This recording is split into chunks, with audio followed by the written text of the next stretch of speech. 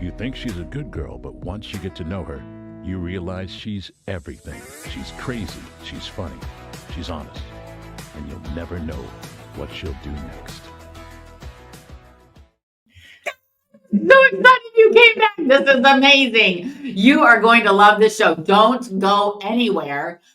We have Nicoleta Ciceu, correct? Yes, that's correct. I met Nicoleta at a Speakpreneur event, another speakers event here in Naples. And we immediately were attracted to each other because we both have a love for social media and for sharing. She shares so many amazing things on her Instagram channel, don't you? Now tell me, where are you from? You've got a very interesting history. And how many languages do you speak, Nicoleta? Okay, so I speak 3 fluent languages, which is Romanian, French, and English. I have 3 citizenship. You have what? 3 citizenship? Citizenship. Where are they? Romanian, Belgium, and American. Wow. Yes. Okay. And it was the other question. Well, so now your history. I wanted to know where where are you from? Are your parents still alive? No. So my dad passed away when I was maybe 11. I'm sorry. Thank you. And I have just my mom. I'm born in a communist country, which was the communist end in 89. Do you have brothers and sisters? 5 siblings, yes. 5. 5. Which number are you? 2. So you got 6 in your family? Yes. 6 kids? I do too. I'm the oldest of 6. Really? Yes. 3 boys and 3 girls. Now, which number were you? 2. You're number 2. Well, how do you like that? We've got that in common. See, me, born in America, Nicoleta, born in a communist country, and we've already found In Transylvania, like Dracula. I've been to Transylvania. Really? I went to Transylvania last Halloween. Really? Well, not last Halloween, but the Halloween before. I went to Transylvania. That's part of my story, Nicoleta. That's part of my story. I'm going to send you a video from that, my podcast from that. When my father died in 2023, all these opportunities kept coming up, and I didn't want to say no. That became part of my mantra. I don't say no. And so when I got invited to go to Transylvania in Romania, and I actually bought a costume. Really? I bought a costume and I wore it, a medieval costume, at one of my podcasts. Okay, so did you like over there? Yeah, it was interesting. It took my mind away from being sad for my dad, right? Yeah. So it made me, experience a new country. It was really amazing. And experiencing Transylvania over Halloween, and my whole podcast, I think, was called like Duped at Dracula's Castle. Really? We were duped at Dracula's Castle, and you've got to watch the podcast if you want to know about that. But anyway, we'll get back to Nicoleta. We'll talk about that later. But anyway, so yes, and just to prove it, I have been there, and I've stood in line at Dracula's Castle. I have, yeah, I've been there. Yeah. You are one of a kind, because many people, when I talk about Transylvania, they believe it's I've got to Germany. send you that podcast. They believe it's in Germany. So they think it's in Germany. Yes. Transylvania. When I say, where are you from? I'm born in Transylvania. Oh, Germany. No, not Germany. Oh my goodness. Wow. Well, that's amazing. Okay, so you said you're number 2 of 6 kids. Yes. Born in Transylvania. Correct. Born in Transylvania. Yes. Wow. Okay. And so tell me about those medieval costumes. Is that really the way the women must have dressed like that a long time ago, right? Yes, it's a tradition. Right. Like we still keep the tradition, but not really like before. That was amazing. That was amazing. Okay, so it's anyway. different, like you said, it's something like totally So different. You lived there, and when did you come over to the United States? So I live in Transylvania. I lost my dad. So my dad passed away because he drank a lot. He was alcoholic. And he fell in the streets, and then he passed away. And I was like, lost in one day. Everything changed. Yeah, that's the way it happens quickly, right? Everything changes. So my mom didn't have a choice with 6 kids, so she bring us to orphanage. So we. How old were you? I was, I think 11 when my dad passed away. And I grew up like 3 years in one place and 4 years in another place. For 7 years I was away in orphanage, and my other siblings as well. And then I decide to do something, because each time I go home, I go sometimes for a weekend. I realized that my mom can't do anything. She was lost. Like, I lost my dad and everything changed in one day. So I decide, I don't know how, like it was in my brain, even if I was so young, to leave the country and to help, because there was kids in the streets begging for money. Wow. My situation at home, like losing my dad. And if you was in Transylvania, I don't know how or what you see right now, but before it was really bad. Yeah. And I was thinking, okay, I have to do something, because nobody moved anything. My brothers are like, not like me. Nobody in my family. Yeah, they're all still there in Transylvania. No, right now, a part of them, they live in Belgium, because I left. So I decided to just leave and take a chance and just do something about my life and people around me. And at what age was that, or how long ago was At 19. After that? I finished You chose school. Florida? You came right to Florida? No, I went to Belgium, in Brussels. Mm-hmm. And I stayed in Brussels for about 18 years. And then I moved 5 years ago in Sunny Isles.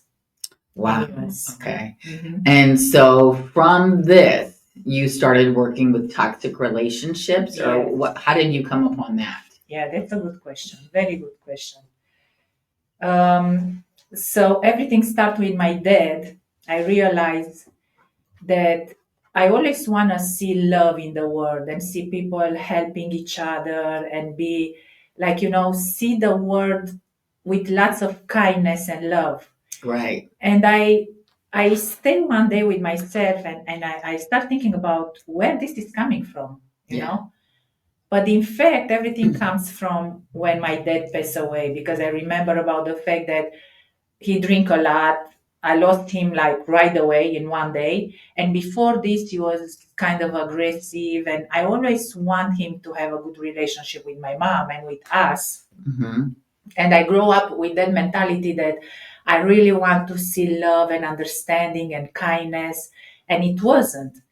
So I didn't realize that affects me so bad. Yeah. And later on in life, I had that question to myself. I asked myself why I want the world to be different. Why I want that everybody's helping each other, because at the end of the day, this is not my problem, but this is my problem. I don't know how to explain that, but then I realized it comes from that situation with my dad. And after that, I had to deal with 3 different toxic relationships. So, with boyfriends? Yes, boyfriends, exactly. Yeah. Have you ever been married? Yes. You have. Are you married right now? No. Okay. Single for 3 years. Okay. How long were you married? I was for about 4 years. And how did you meet your husband or ex-husband? I meet in the gym, but well, I can tell she frequents the gym, so you probably were like first thing he saw when you walked in, right? Yes, that's why I stay away from the gyms. I just go in. Oh, you look like you've still been hanging out at the gym. Yeah, but I go in my building. I don't go out. Well, anyway, but you work with people on healing toxic relationships, correct? Yes, that's correct. So go ahead. Sorry. No, go ahead. You explain. So I decided to study about that, because I knew lots of things, because each time I start a relationship, I figure out something is not right. Like the people I deal with, they had a problem, but in one way I want to help them. I was thinking, okay, if this guy is going to come into my life, I'm going to help him to change and understand the right way, help him to understand that alcohol is not good, addictions are not good, because that doesn't bring us anywhere, doesn't give us a future, or doesn't build us anything good. So why we should become addicted to things? And all the time I deal, like 3 times in a row, I deal with these toxic relationships. I believe that if I love this kind of person, they're going to change, which was a mistake because you cannot change somebody. But in my head, it was like, okay, if I had somebody in my life to tell me, listen, this is not good or this is good, I will listen. And I believe everybody is the same. I believe they got lost because they don't really know their way. So I'm going to be there. I'm going to give them kindness and love and understanding. And I'm going to be myself and I'm going to try to show them a better life. Like some of like different situation, different relationships, somebody who can understand you and can have a seat next to you and carry a normal conversation and be open and be authentic and not taking advantage, just being real and dealing with each situation one step at a time without hurting each other and becoming crazy and drama. And I believe I will can do that, but was wrong because people who came into my life, they didn't have a clue about what I'm talking. I mean, what I'm saying, what I'm talking about. They was like, what she's talking about? What is like kindness? What is like not cheating on somebody? What is like not being addicted? And I was like shocked. I was like, maybe I'm not normal. Maybe what I'm saying is not the normal way. I mean, this is maybe I'm not normal in this world. I have to change. So what I supposed to do? I supposed to cheat? No, I don't like to cheat. Okay, then I'm not going to cheat. So what I supposed to do then? I hire a coach and I said, okay, I have to have this conversation with somebody I can trust. And I told him, listen, I don't know if I'm normal, but I had 3 relationships, one after the other one. The people didn't understand what I'm talking about. When I talk about kindness, they was like, this one, she's crazy. When I was talking about not having any addictions, they were like, what? What is this? Are you at the church or what? Do you drink alcohol? Very rare, a glass of wine or a glass of champagne. Because, I mean, why should I do that? Like more than that, After everything I had. Do you have any problem dating people that do drink alcohol? No, not at all. I mean, I like for example, if it's a party or we go somewhere, I like to have 1 or 2 glasses of wine or people around, like how can I say, enjoying. But one is to enjoy and to go out with friends and be happy. And another thing is to drink 3 days in a row. Don't sleep, don't eat. Where exactly do you live in Miami? Do you live in Miami Sunny Beach? Heights. Sunny Heights. Uh-huh. Yeah, okay. Because I lived over there too. Did I tell Really? you that? Yeah, I lived in South Beach for 5 years. So I'm thinking, if she doesn't drink very much, what's she doing over there? Exactly. I don't know what. What's she doing? Not my crowd.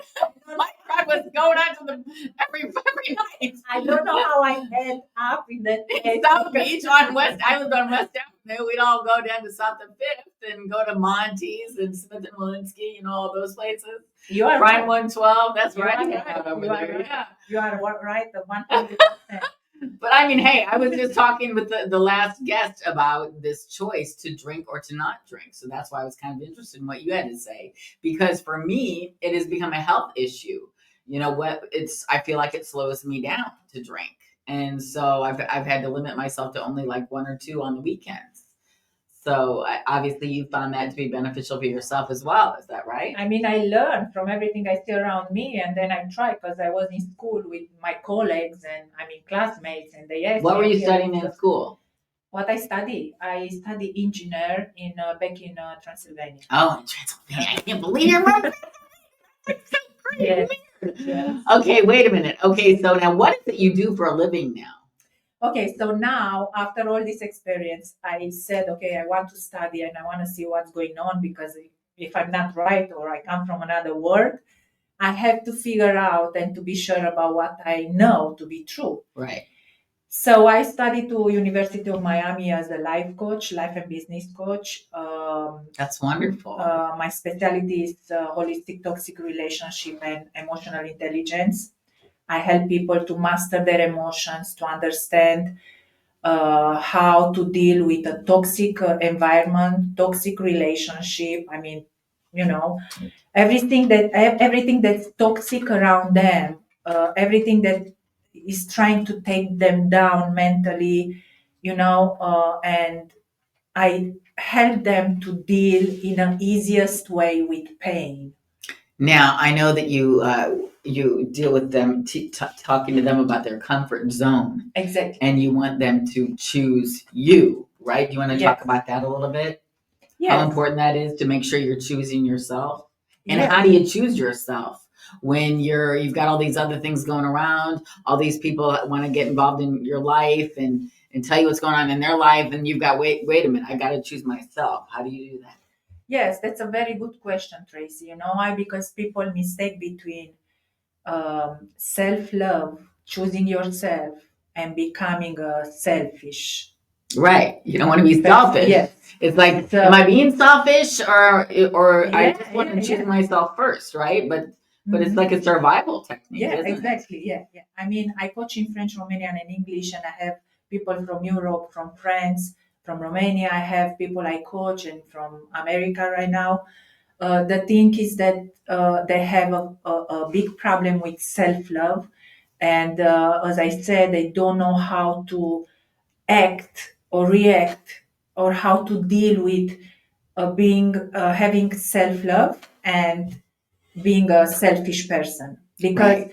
mostly, like people from Europe, they ask me, how can I deal with my situation, or how can I deal with things around me, because I'm angry, because self-love is like uh, just dealing with everything and feeding my own heart, which I don't want, because I'm a giver, and I like to protect people, and I want to give them before I give to myself. And I said, yes, this is um, very important to know how to make the difference between those two things, which means self-love is taking care of yourself, feeding your heart, your soul, your brain with the best things, like going to the gym, eating healthy, controlling everything.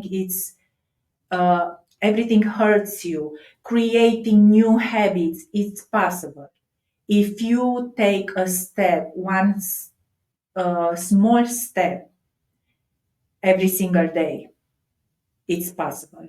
One small step to becoming better. Yes, exactly. And how do you figure out what those steps are that you should do to become better? Like, how do you decide, well, that's not really working for me anymore. I got to change this habit. How do you decide that? How do you decide what you keep and what you don't?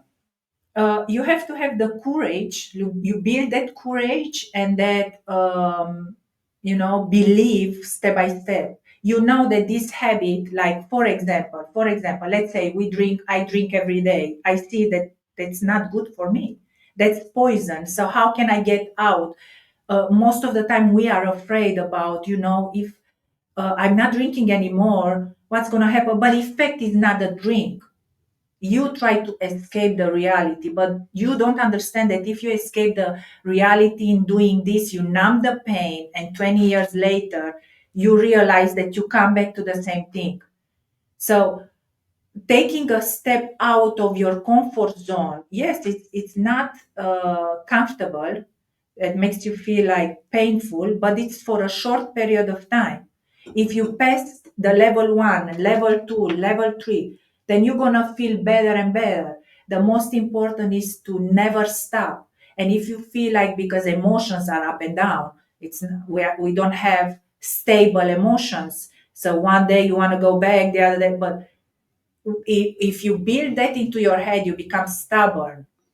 If I can say it this way, and you say, okay, I want to change, and I'm not going to give up. Why? Because I know if I go back into my comfort zone, that's not going to help me. Okay, so like So sometimes I know you've said that people can put themselves in a mental prison. Can you yes, explain that? yes. So we create ideas. For example, sometimes we create things in our head. I'm sick. The doctor told me, example, I have cancer, and we create that fear. Oh my God, I have cancer, but maybe this is not true. I mean, you gonna go and see one doctor who's going to tell you have cancer. You don't have to give up. You go to the next one and you go to the next one. And maybe sometimes you figure out that this is not true. This is one. Second, even if this is true, maybe there's a way, that you can heal that problem. But if you're gonna create that mental prison, like I have cancer, I'm done.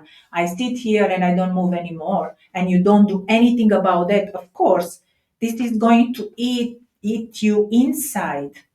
That's why we have to fight with all the things come our way. Life is not easy, Right. but what's easy? Nothing is easy at the end of the So day. that in that way, you'd say you transform the pain. How do you transform the pain? So how you transform the pain? I have one secret that works for me. I don't know if that works for everybody, but pain cannot get control over us. We are stronger than anything else in this world. We are stronger than our emotions.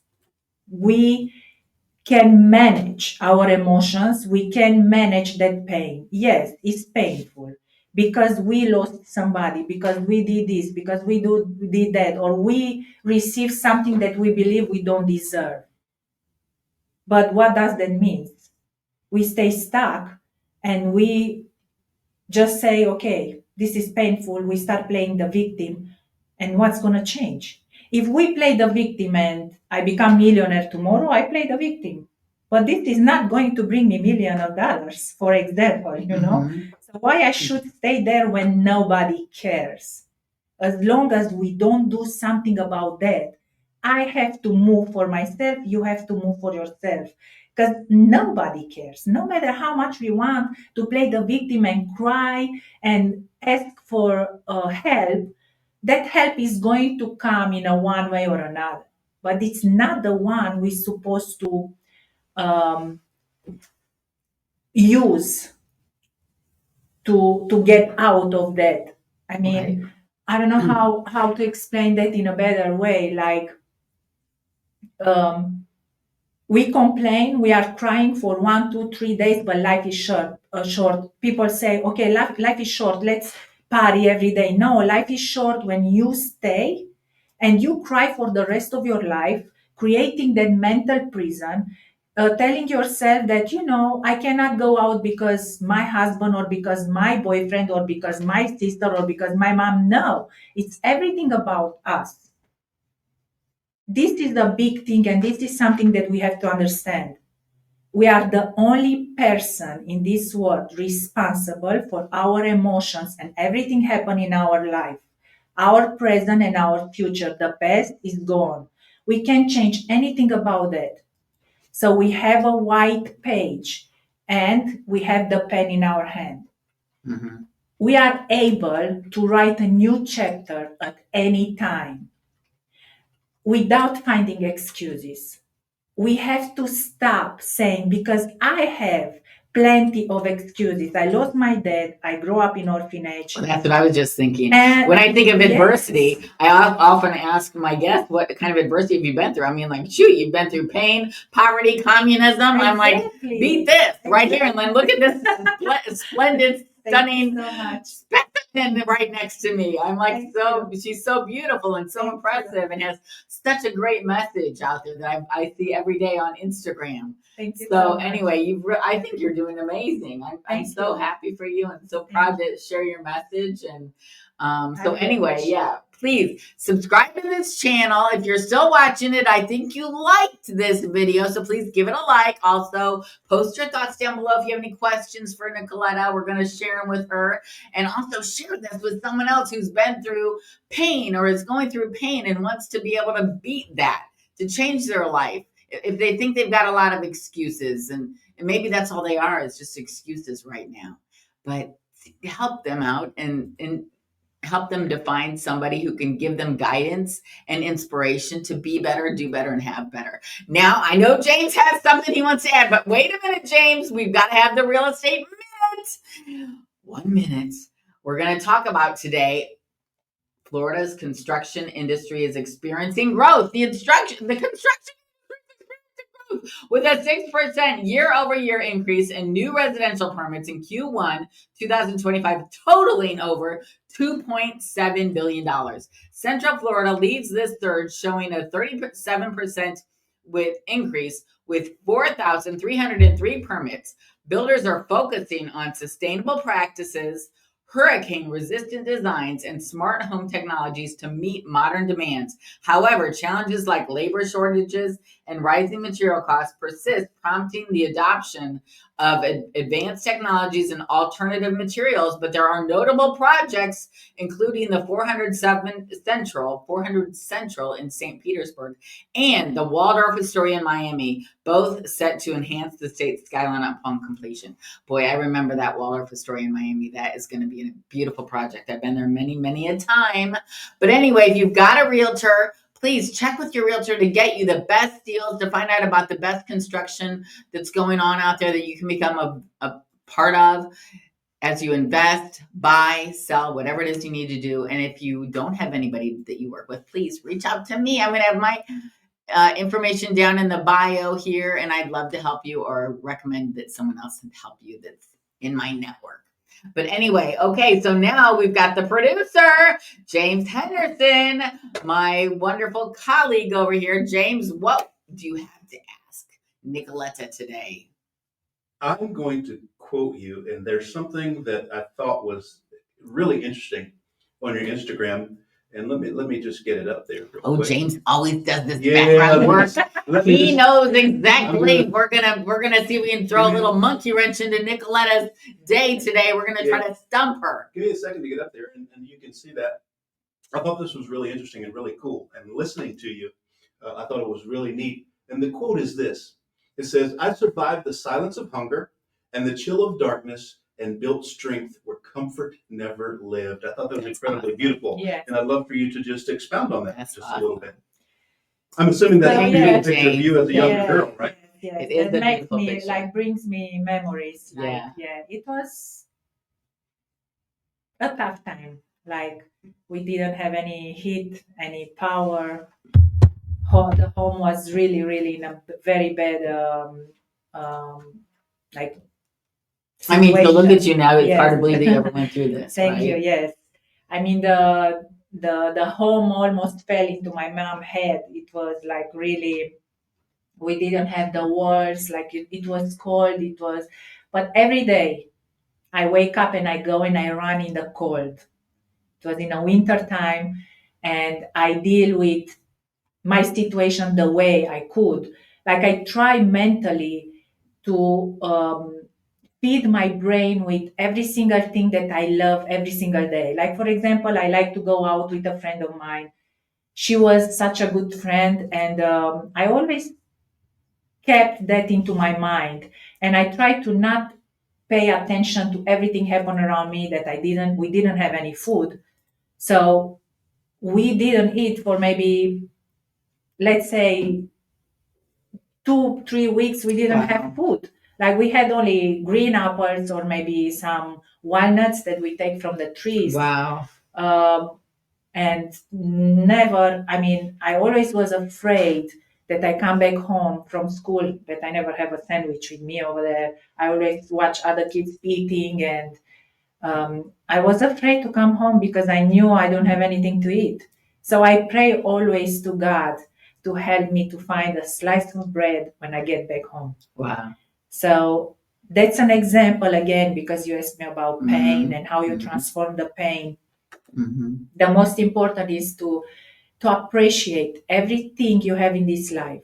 Mm-hmm. Every single thing, even when you don't have anything, you have something. Exactly. And never Life. You have life. Exactly. If nothing else, right? And don't stay stuck or in a mental prison focusing on what's negative. just try to find something positive in your story. Grateful to be grateful for. Yeah, and don't give up. It's not that, I grew up in a poverty, that I didn't have any food, that I didn't have heat, no power. We stay with a candle to learn, to can read the things, to go to school. I go to school, I didn't have a sandwich. I watch other kids, but I never stay I'm going to not do anything because I'm angry, I'm frustrated because I have all these negative things in my life. No, I just keep moving with good, with bad, with bad, with good. I keep moving because I knew somehow that in this world somewhere there is something for me. I don't know. That was like my sister told me, you have a fire in you. Yes, it was a fire that it didn't give me peace. I had to move to do something. There's something better for me in this life than this. I knew it somehow. I'm so glad that you're sharing that wonderful message. Thank you. And I'm glad that you made it. Yes. And that you're here today to share this with all of us. I'm going to have in the bio below my podcast that I filmed when I went to Transylvania, so you can see where she's from. That I have a lot of information that I will share from that trip too. So anyway, thank you so much for sharing your valuable message. And thank you, James, for producing another wonderful podcast for us.